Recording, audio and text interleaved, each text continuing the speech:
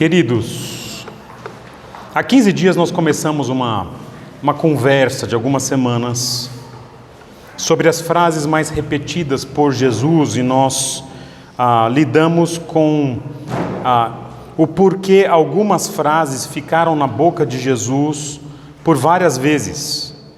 E a primeira frase que nós lidamos foi a frase "não temas", que Jesus disse 16 vezes, e de forma muito interessante, foi uma frase que ele falou quando ele veio ao mundo, naquele tempo de ministério de 3 anos, foi uma frase que ele disse logo depois da ressurreição, e foi uma frase que ele falou depois que ele subiu aos céus, quando ele apareceu para o apóstolo Paulo e depois quando apareceu para o apóstolo João, lá em Apocalipse.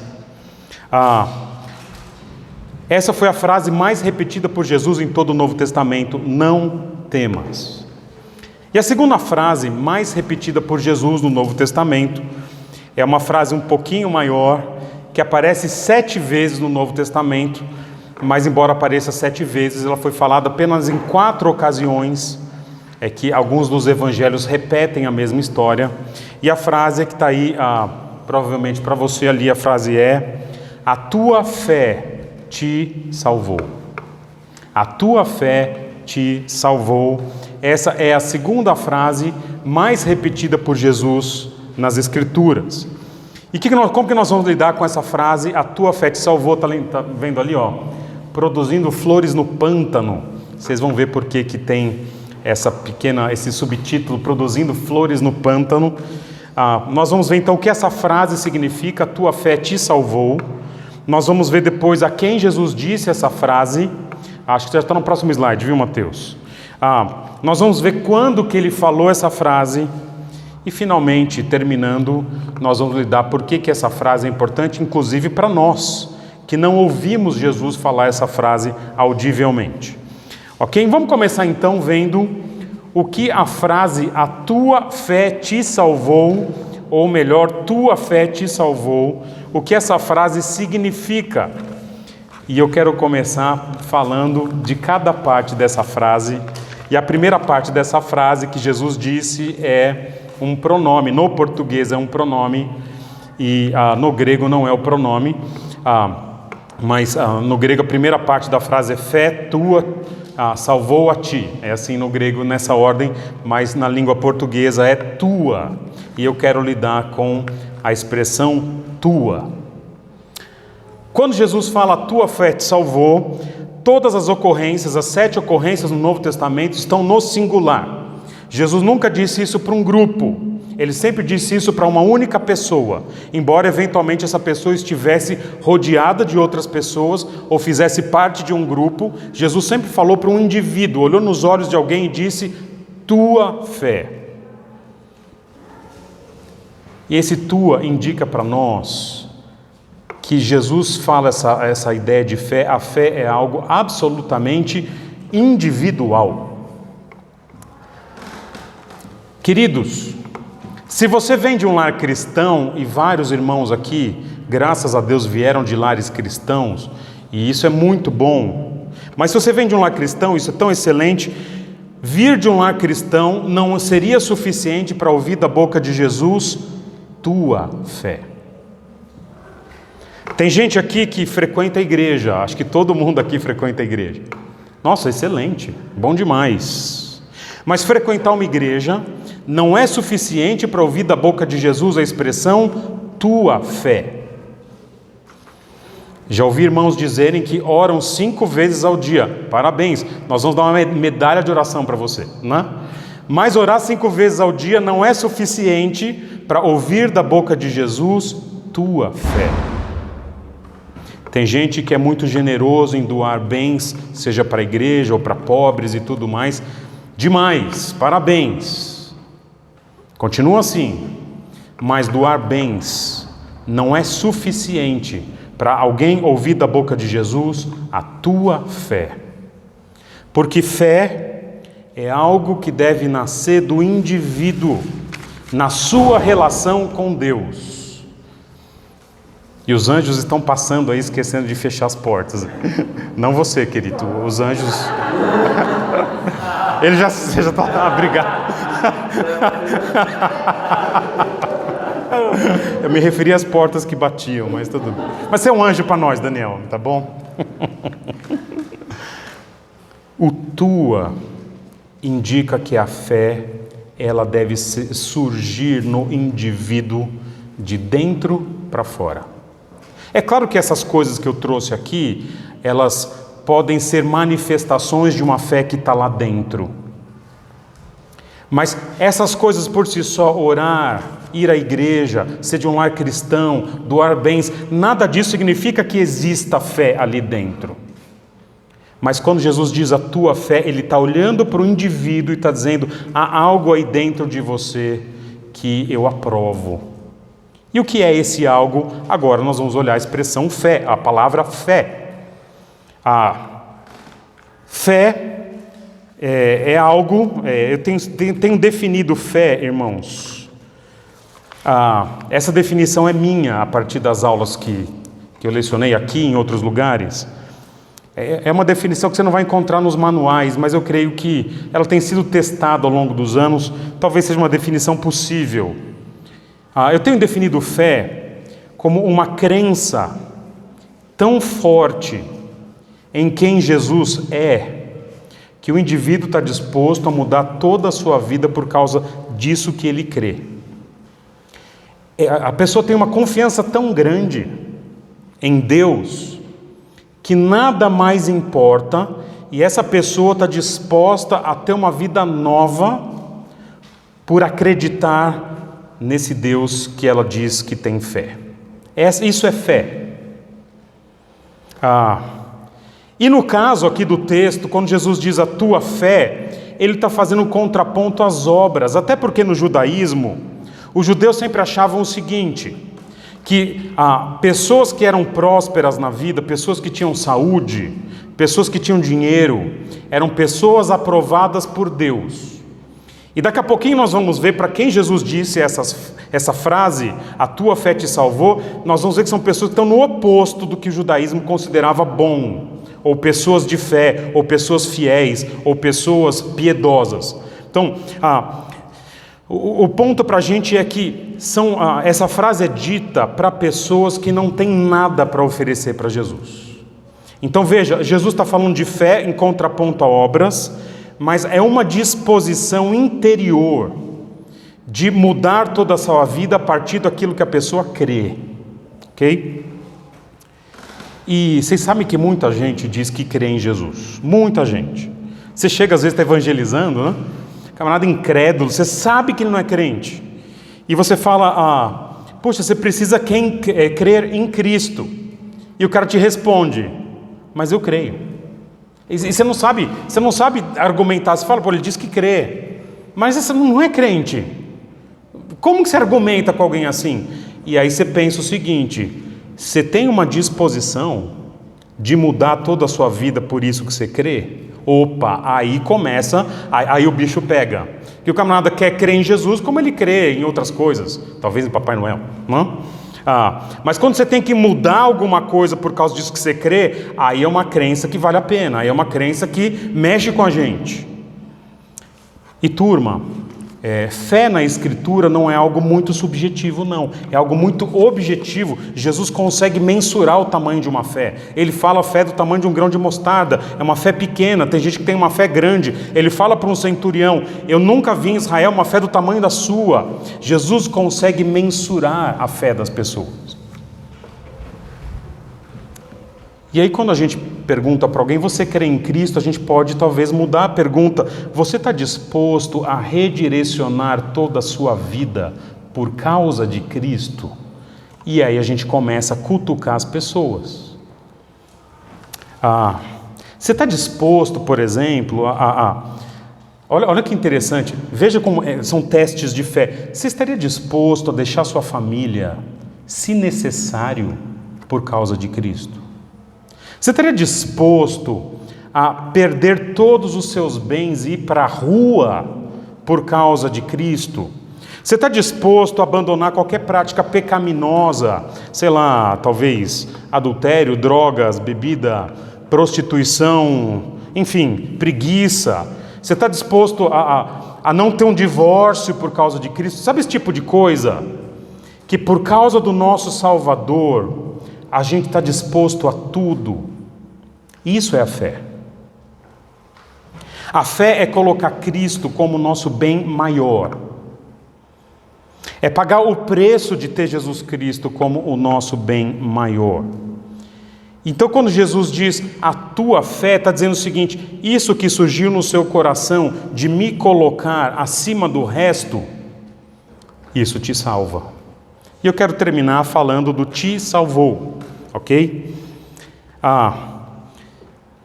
Esses contextos em que Jesus diz, a tua fé te salvou, que a gente vai ver no próximo ponto, aqui no a quem Jesus disse essa frase,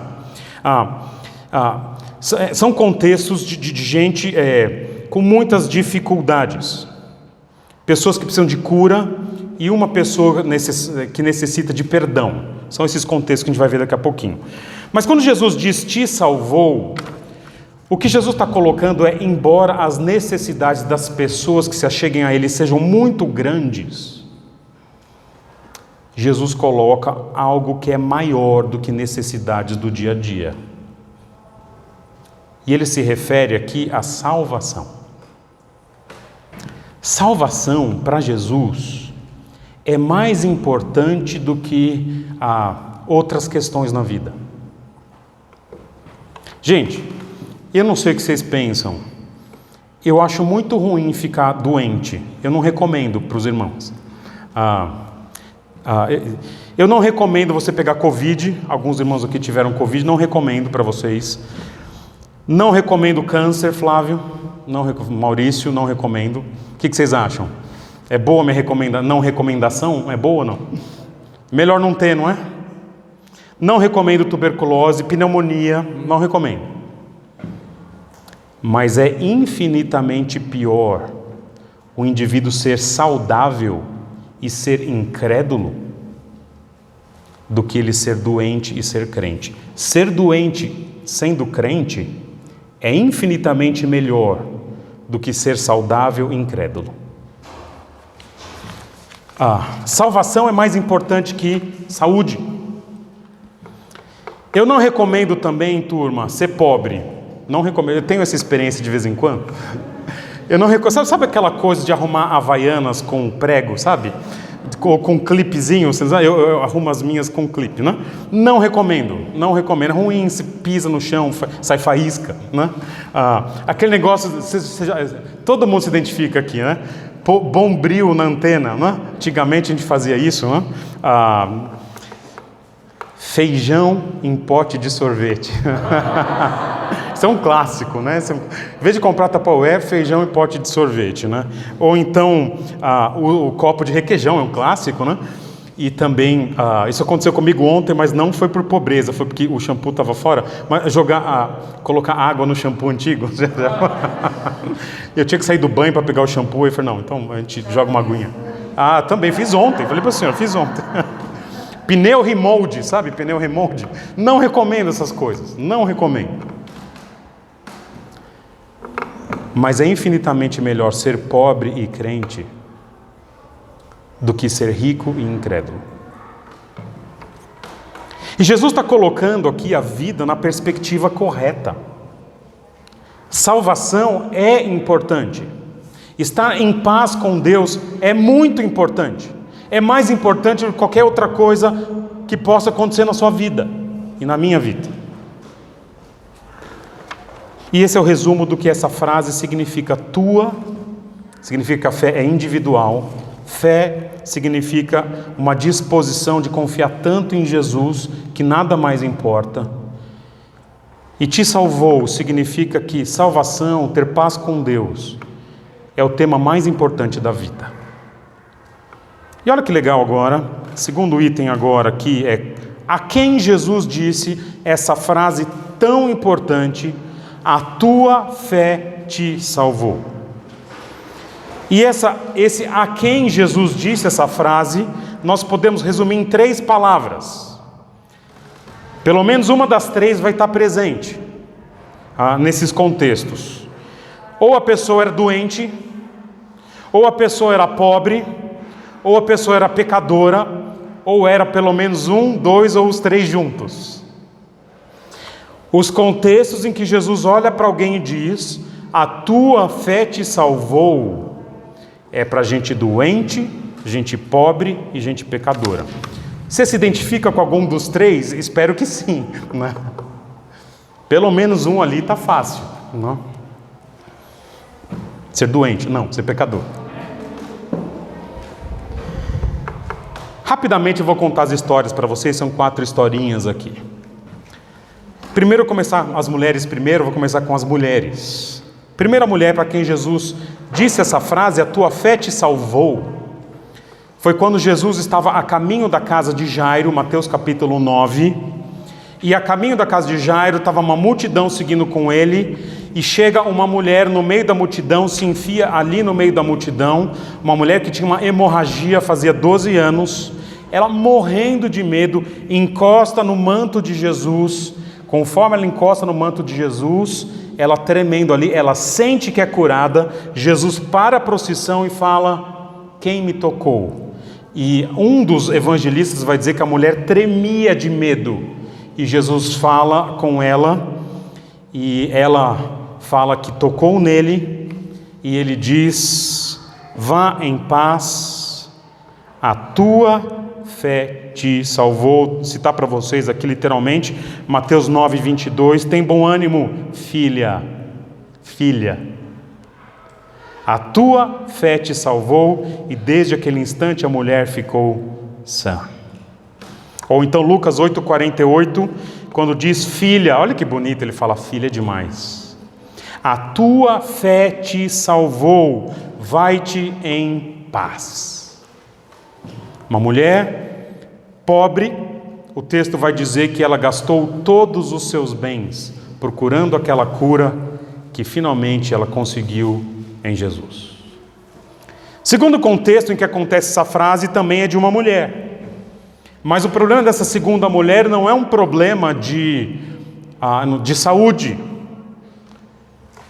Jesus está num contexto em que ele é convidado para um banquete. Às vezes a gente chega na casa dos irmãos e é convidado para um banquete, para hambúrguer, um monte de coisa assim, né? E Jesus é convidado para um banquete, mas no caso de Jesus é na casa de um fariseu chamado Simão. E Jesus chega ali na mesa e conforme eles estão comendo, chega uma mulher. E o texto chama essa mulher de uma mulher pecadora. Não fala qual é o pecado dela, a gente até imagina, porque todo mundo sabe que ela é pecadora. O texto vai dizer que Simão vai pensar: nossa, se ele soubesse quem está encostando nele, saberia que essa mulher é pecadora. E ela vem, desce aos pés de Jesus, ela lava os pés de Jesus com as suas lágrimas. E o texto vai dizer que ela lava os pés com as lágrimas, ela enxuga os pés de Jesus com os cabelos e ela beija os pés de Jesus. E Jesus conta uma pequena história de um homem que devia 5.000 reais e de um outro que devia 5 milhões de reais. Os dois foram perdoados. Qual dos dois vocês acham que vai estar mais grato? O que foi perdoado de 5.000 ou de 5 milhões? E Jesus termina dizendo: quem muito foi perdoado, ama mais. Veja comigo Lucas 7, 43, vou ler para vocês rapidamente essa história, para a gente seguir para a próxima história. Respondeu-lhe Simão: suponho que aquele a quem mais perdoou, esse é o que ama mais. E Jesus lhe disse: julgaste bem. E agora olha a interação de Jesus com a mulher e com Simão. Lucas 7, 44. E voltando-se para a mulher, disse a Simão. Então Jesus vira para a mulher e fala para o fariseu: vês esta mulher? Eu entrei na tua casa e não me deste água para os pés. Esta, porém, regou os meus pés com lágrimas e os enxugou com os seus cabelos. Não me deste ósculo, que é o beijo do convidado. Ela, entretanto, desde que eu entrei, não cessa de me beijar os pés. Não me ungiste a cabeça com óleo, mas esta com bálsamo ungiu os meus pés. Por isso eu te digo, falando para a mulher agora, perdoados lhe são os seus muitos pecados, porque ela muito amou. Mas aquele, deve ter olhado para o fariseu aqui, a quem pouco se perdoa, pouco ama. E então disse a mulher, agora sim, perdoados são os teus pecados. Só que os que estavam com ele à mesa começaram a dizer entre si, quem é este que perdoa pecados? Mas Jesus está preocupado com isso, versículo 50, mas Jesus disse à mulher, a tua fé te salvou, vai-te em paz. Uma mulher com hemorragia, uma mulher pecadora. E há um próximo texto em que Jesus usa essa expressão, a tua fé te salvou, e é o texto dos chamados 10 leprosos. E é um texto pequenininho, também está em Lucas capítulo 17, versículo 12, e eu vou ler com vocês aqui, para vocês compreenderem a história. Lucas 17, 12, olha lá o que acontece. Ao entrar numa aldeia, saíram-lhe ao encontro 10 leprosos, e que ficaram de longe e gritaram a Jesus, dizendo, Jesus, mestre, tem compaixão de nós. Bonito isso, não é? Os 10 gritando, não é? Ao vê-los, disse-lhes Jesus, ide e mostrai-vos, vocês todos, aos sacerdotes. Aconteceu que, indo eles, foram purificados. No caminho os caras viram, nós estamos sem lepra. Um dos 10, vendo que fora curado, voltou. Olha que lindo, um voltou. Dando glória a Deus em alta voz, e prostrou-se com o rosto em terra aos pés de Jesus, agradecendo a Jesus. E olha a observação, e este era samaritano do povo desprezado. Então Jesus lhe perguntou, ué é minha interpretação, uai, né? Se ele fosse mineiro, não eram 10 os que foram curados? Onde estão os 9? Não houve, porventura, quem voltasse para dar glória a Deus, senão este estrangeiro? Versículo 19, e disse-lhe, levanta-te e vai, a tua fé te salvou. Uma mulher com hemorragia, uma mulher pecadora, um leproso estrangeiro. E há um último texto em que Jesus fala essa frase, e é de um cego que sequer tem nome na Escritura. Você não tem nome sim, não tem não. Tem sim, não tem. O nome dele na Escritura é chamado Bartimeu. Bartimeu, o nome é filho de Timeu. Ele é o filho do Timeu. Ele não tem um nome. E o texto vai dizer que ele não era só cego. O texto que nós vamos lidar vai dizer que ele era um mendigo. E esse homem está em Jericó, à beira do caminho, ele ouve que Jesus vai passar, e conforme Jesus passa, ele começa a gritar, Jesus, tem misericórdia de mim. E eu vou ler para vocês Marcos capítulo 10, para vocês compreenderem a história. Então ele começa a gritar, Jesus, tem misericórdia de mim, Jesus, tem misericórdia de mim. Marcos 10, 48 diz assim, muitos o repreendiam para que ficasse quieto, mas ele gritava ainda mais, filho de Davi, tem misericórdia de mim. Você já viu mexer com moleque, né? Moleque é assim, né? Você está na rua, o moleque faz alguma coisa, você mexe, fica pior, né? Eles ficam pior, né? O Bartimeu é assim, é molecão. Ele é mendigo, ele está na rua, o pessoal fala, fica quieto. E aí que ele grita mais. Jesus parou e disse, chamem-no. Jesus, para, tá bom. E chamaram o cego, ânimo, levante-se, ele o está chamando. Olha que bonito, nem fala o nome de Jesus, o cego sabe quem é, ele está chamando.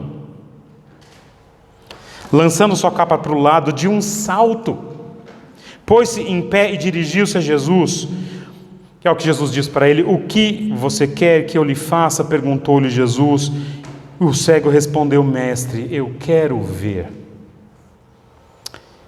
Então Jesus lhe disse, vai, a tua fé te salvou. Jesus não está preocupado primeiro com a cura, está preocupado primeiro com a salvação desse homem.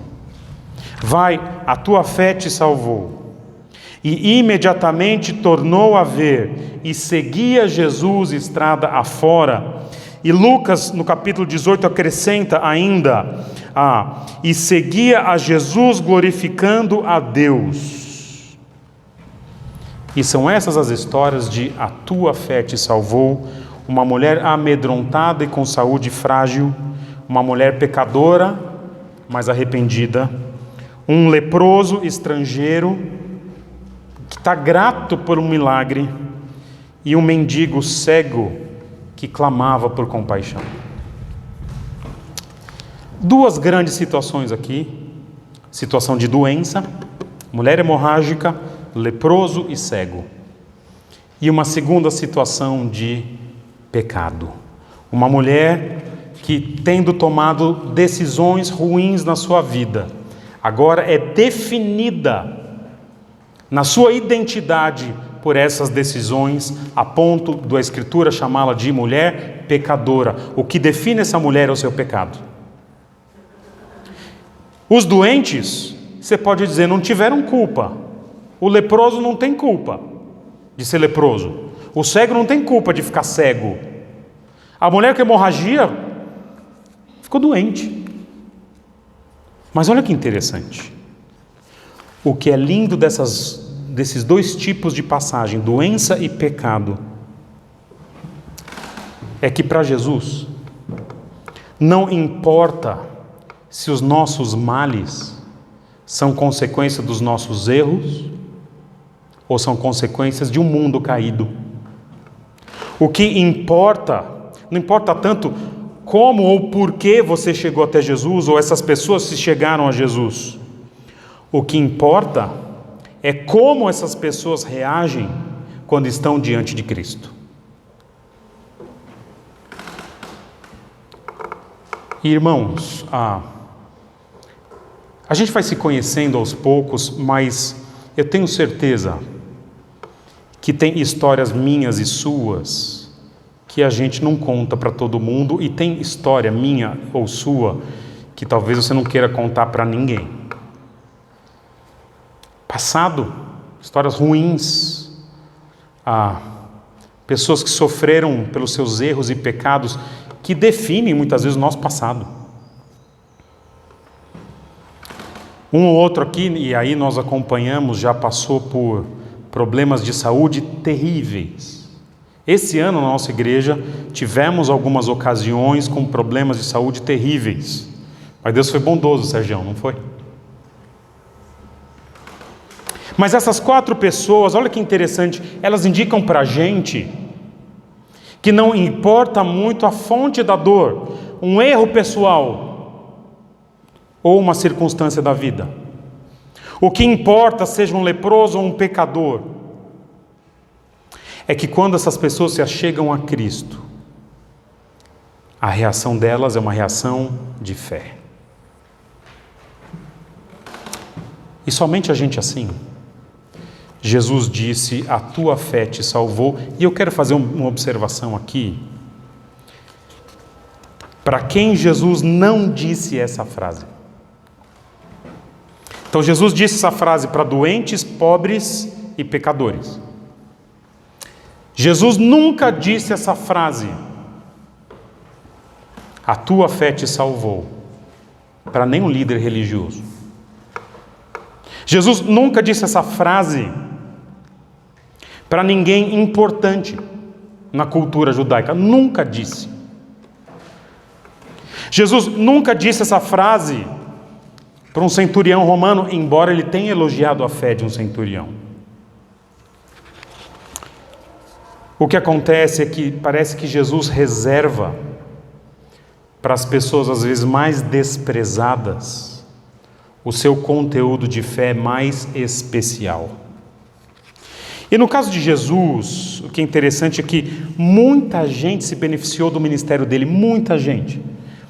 João vai falar que se fosse escrever os milagres que Jesus fez, especialmente em Cafarnaum, na Galileia, não haveria livro naquela época capaz de registrar tudo o que Jesus fez.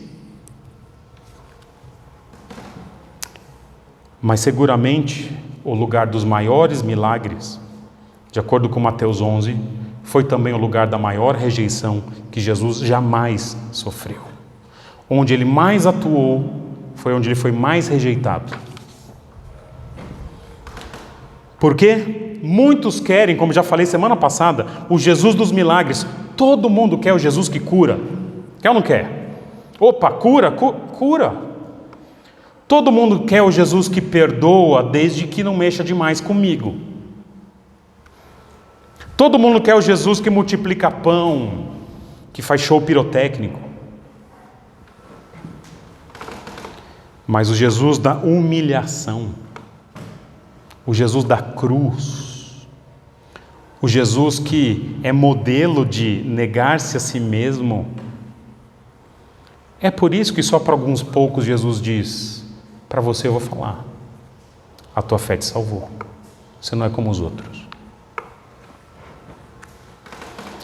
São poucas as pessoas que, tendo desejado ter Jesus como o Senhor, podem ouvir da boca dele: vá em paz, a tua fé te salvou. E só um parêntese aqui que eu não falei antes, mas esse salvou, hoje os estudos mais avançados vão indicar que nem está no passado. Ele dá a ideia de algo passado que vem até hoje. Vá em paz, a tua fé te salva. Quem são essas pessoas, então? São os doentes, pecadores e pobres. Conversar um pouquinho sobre, agora, as circunstâncias em que Jesus disse essa frase: a tua fé te salvou.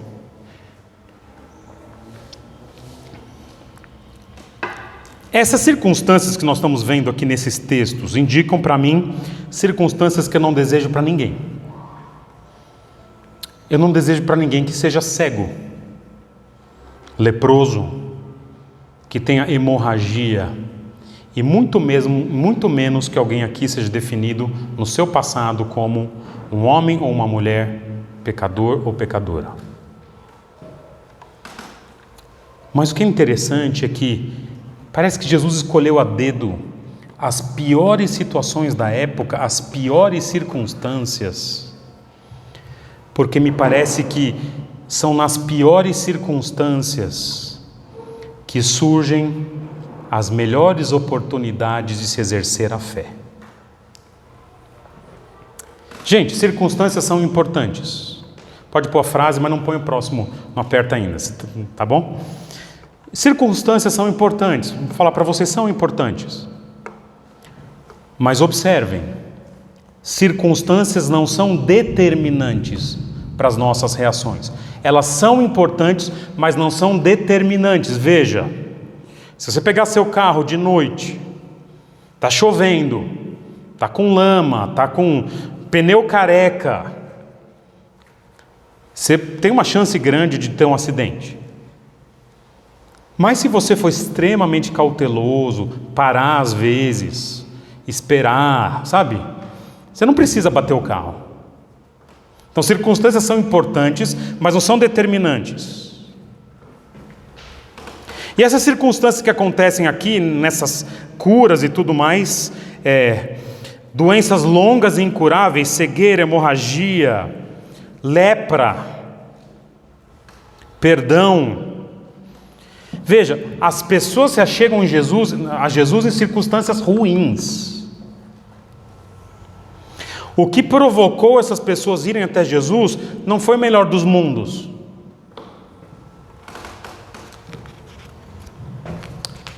E a realidade é que eu e você, quando nos aproximamos de Jesus em fé, talvez o que tenha provocado esse interesse pelo Evangelho seja algum tipo de circunstância aqui.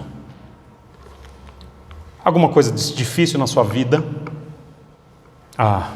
uma doença, um acidente, uma perda, ou, como essa mulher, o pecado.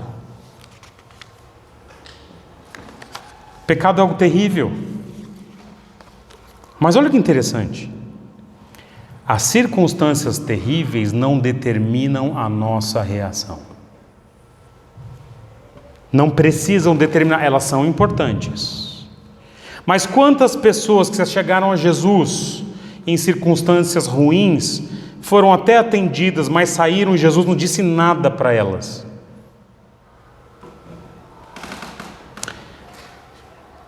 Olha que interessante. Talvez tudo tenha acontecido aqui com essas 4 pessoas para mostrar que há algo que Deus pode produzir em nós que não depende do estado em que eu e você nos encontramos antes. Não são as circunstâncias que determinam a nossa reação com respeito a Jesus. Aliás, o Novo Testamento indica que quanto pior a situação, talvez seja melhor para nós. Tiago capítulo 1, versículos 2 a 4. Abra comigo Tiago capítulo 1, versículos 2 a 4. E eu quero que você leia, por exemplo, Tiago capítulo 1, versículos 2 a 4, na perspectiva da mulher pecadora e na perspectiva do cego, por exemplo. Olha lá.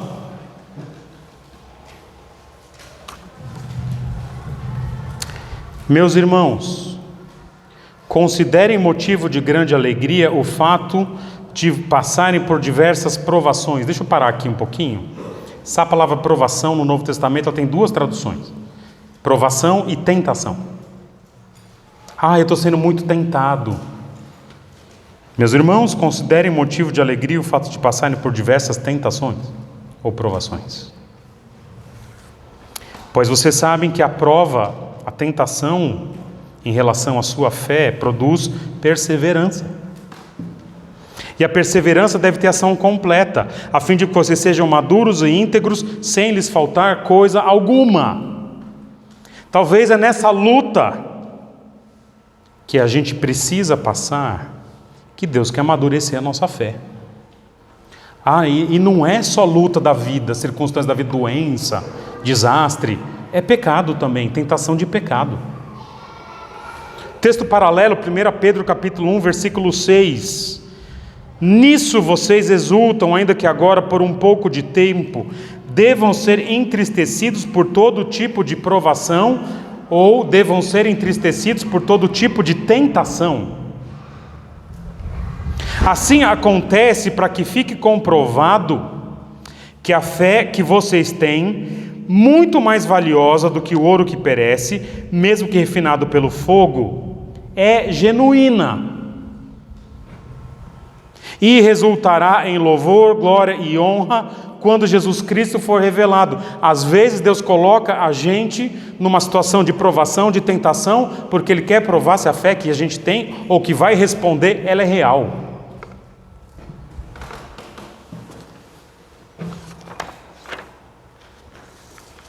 E de fato, a fé dessas 4 pessoas é real. Jesus está dizendo: a tua fé te salvou. Fique tranquilo. As piores circunstâncias podem produzir as flores mais bonitas, os resultados mais bonitos. Eu trouxe para vocês uma florzinha ali, ó. Põe lá para nós, Mateus.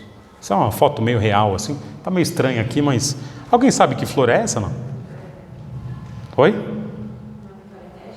Não, é quase uma Vitória Régia. É da família. É prima, não? Mas não é a Vitória Régia. Alguém sabe? Bromélia, não é do Brasil essa flor, não é do Brasil. Essa é uma chamada flor de lótus. Já ouviram falar? Conhecida, né? Conhecidíssima. Sabe onde que ela nasce? Tem a branca, né? Ela é meio branca, rosada, tem a vermelha, ou rosa, não sei. Eu não sou muito bom de matemática, então não sei as cores. Não? A flor de lótus é uma flor grande, que nasce no pântano. Sabe onde tem lodo? Sabe? Que negócio de lodo. Sabe? Nasce a flor do lótus. Lá na região do Vietnã, esses lugares assim. Lá para a Ásia. Onde vocês foram lá? Aquela região lá. Não? É muitas vezes num contexto de muita miséria, pecado e doença, que Deus traz para a minha vida e para a sua vida que Ele quer produzir as flores mais bonitas. Talvez as 4 piores pessoas do Novo Testamento: um leproso, um cego, uma mulher com hemorragia e medrosa e uma mulher pecadora. Talvez Jesus tenha escolhido a dedo essas pessoas. Talvez não, né? Ele escolheu porque ali surgiu exemplos de fé dos mais bonitos, a ponto dele parar tudo e falar: vá em paz. Essa confiança que está aí, em mim, é isso que te salva. Veja como não são as circunstâncias. Não eram 10 leprosos? Todos eram leprosos. Todos.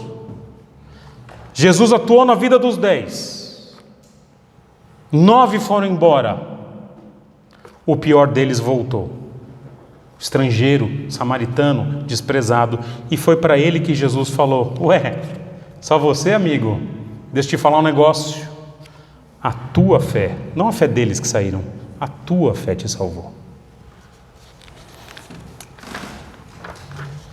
Circunstâncias, as piores circunstâncias, às vezes, produzem no cristianismo, em Jesus Cristo, a melhor resposta de fé. Finalmente, quero terminar com a nossa aplicação.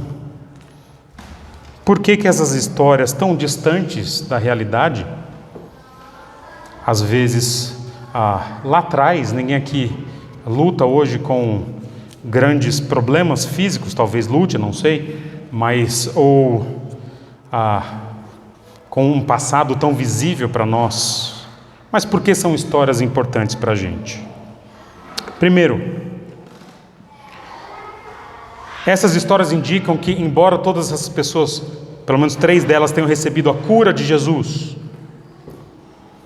para Jesus a salvação dessas pessoas é mais importante do que a cura. E se você é crente aqui, é mais importante você lembrar que você é salvo do que você tem saúde. Fim de ano é assim, né? 10, 9, 3, 2, muita saúde. Legal, que bom. Saúde é bom, né? Mas vamos colocar o peso certo naquilo que tem peso maior. Câncer é ruim, pobreza é ruim, pecado é muito ruim. Mas mesmo assim, o que importa é estar em Cristo, ser salvo. Todo o resto significa que são problemas menores. Aliás, se você está em paz com Cristo, pode vir câncer, está tranquilo. Se a gente está em paz com Deus, pode perder tudo, tranquilo, é só isso. E mais, se os nossos queridos familiares, especialmente cônjuge e filhos, se eles são crentes, desculpa, não tem loteria que pague isso. Todo o resto é problema pequeno, porque para Jesus, salvação é maior do que cura. Isso é muito importante. Segunda lição para a gente aqui. Se existe uma oração que Deus ouve, é a oração de fé do aflito e do humilde.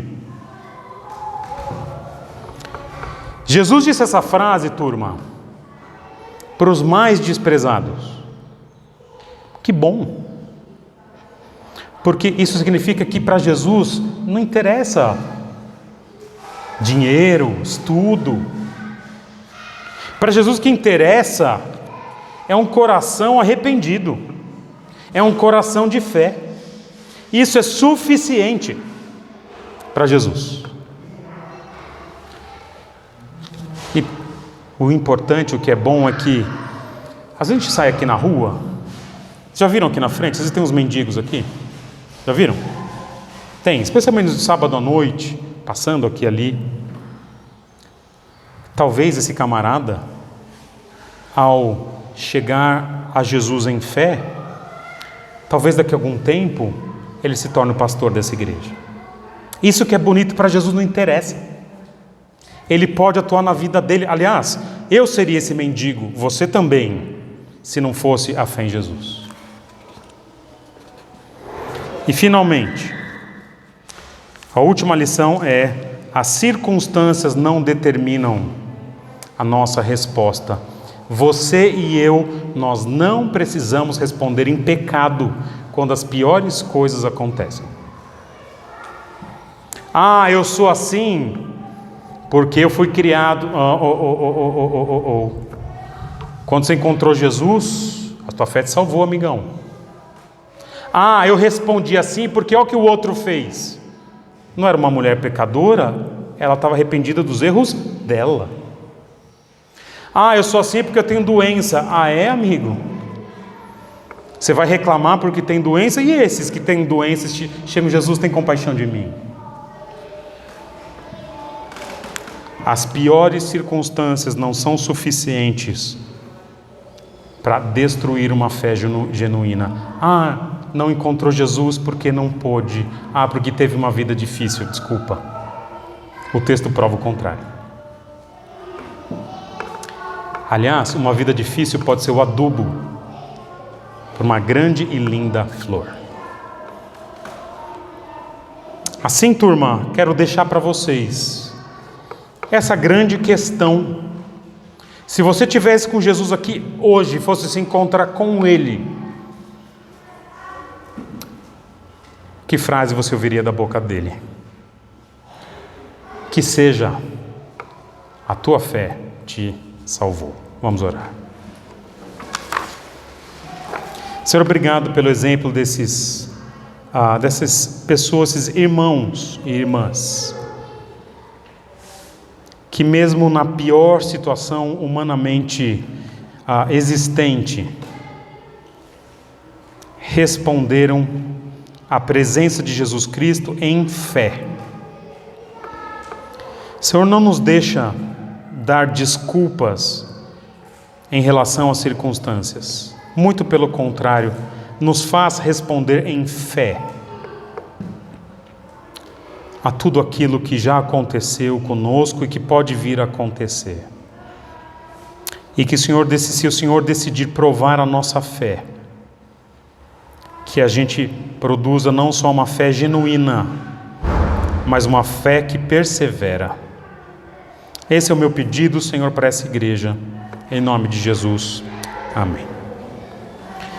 Cassiano, vou pedir que você pare de filmar isso que eu ia te pedir aquela hora, tá bom, querido?